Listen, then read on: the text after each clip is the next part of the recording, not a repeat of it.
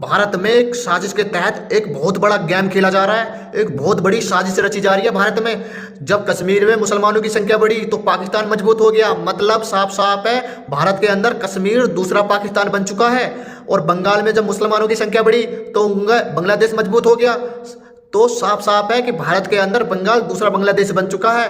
और केरल, जब केरल में मुसलमानों की संख्या बढ़ी तो मालदीव मजबूत हो गया। केरल के पास जो देश है इस्लामिक मालदीव, वो मजबूत हो गया। मतलब केरल दूसरा मालदीव बन चुका है भारत में। और भारत का हिंदू सोया हुआ है, उसको कुछ मतलब ही नहीं है। मेघालय हो गया, नागालैंड हो गया, मिजोरम हो गया, ये हिंदू के हाथों से छिन चुके हैं। यहाँ पर हिंदुओं की आबादी 0.00% होने वाली है। आने वाले समय में 10% रह चुके हैं और आने वाले समय में 10% भी घट जाएंगे, 0.00% हो जाएंगे यहाँ पे हिंदू।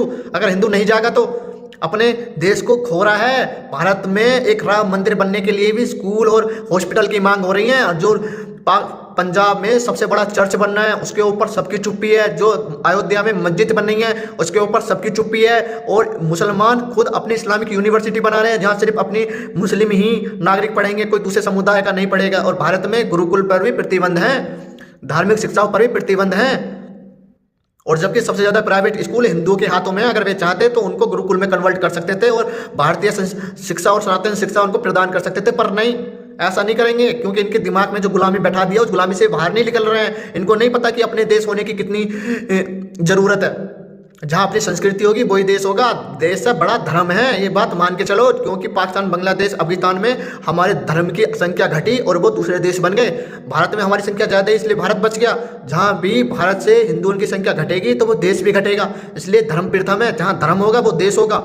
अगर धर्म सुरक्षित है तो देश भी सुरक्षित है। योगी आदित्यनाथ जी ने जो बोला है ना, देश सुरक्षित है तो धर्म है, धर्म सुरक्षित है तो हम है। नहीं, अगर धर्म सुरक्षित है तो देश भी सुरक्षित है और हम भी सुरक्षित है। जहाँ धर्म नहीं है तो पाकिस्तान बांग्लादेश बनने तय हैं। इसलिए धर्म प्रथम है और देश सेकंड। इसको एक बार सोच के देखो। मेरी बात शायद गलत लग सकती है पर एक बार विचार करके देखो। जहाँ से हमारी धार्मिक पहचान खत्म हुई है वो हमारा देश रहा ही नहीं है। आप 10 देश बन चुके हैं भारत के टुकड़े कर कर, और वजह सिर्फ एक है, वहाँ से हिंदुओं की संख्या घटी है और वहाँ से संख्या घटते ही दूसरा देश बन चुका है। चाहे इस्लामिक ले लो या बौद्ध देश ले लो, जहाँ भी हिंदुओं की संख्या घटी है वहीं पर दूसरा देश बन चुका है और कोई नहीं रोक पाया उनको। और भारत में भी नहीं रोक पाएंगे। ये दिन दहाड़े हत्या कर दे, जैसे बहराइच में कर दी इस्लाम के नाम पर, ऐसे ही राजस्थान में कर देती कन्हैया कुमार की इस्लाम के नाम पर। ये दिन दहाड़े ऐसी हत्या कर रहे हैं। अम्बेडकर भी टारगेट किलिंग की जिक्र करके गए अपनी किताबों में कि हिंदुओं की टारगेट किलिंग हो रही है।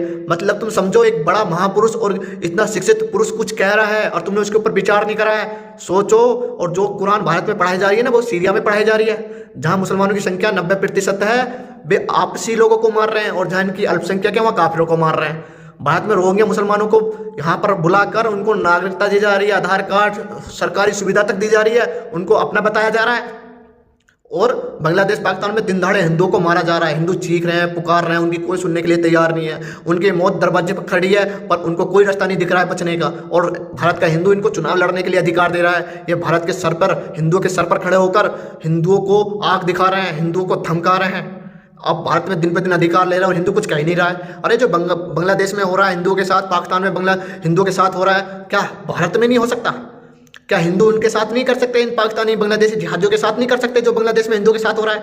अरे उठो और इनको खदेड़ो, जितने बांग्लादेशी पाकिस्तानी, काटो सालों को।